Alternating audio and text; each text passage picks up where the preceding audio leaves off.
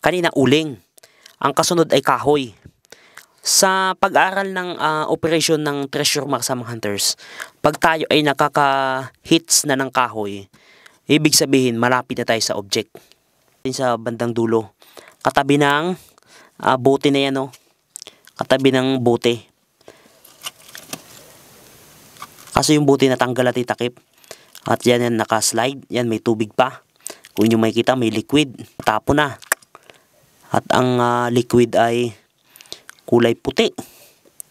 At medyo sumisingaw na naman ang matapang na amoy mga kasamang hunters.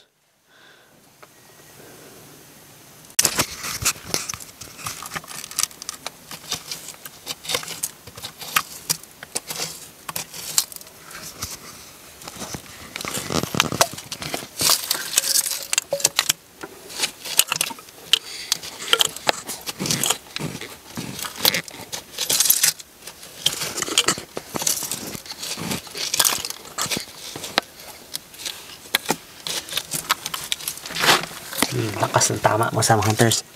Namoy mo. Kung inyong mga kasamang hunters sumisingaw dito, grabe ang tapang.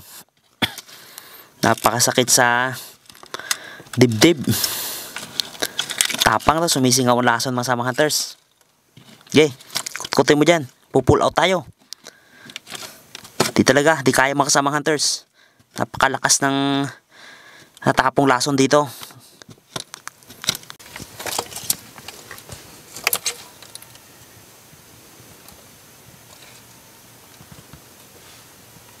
May isa pang buti mga kasamang hunters na nandoon. Yan o, may takip. Ito yung dulo ng tanil na napaka-crucial mga kasamang hunters. Napakatindi talaga.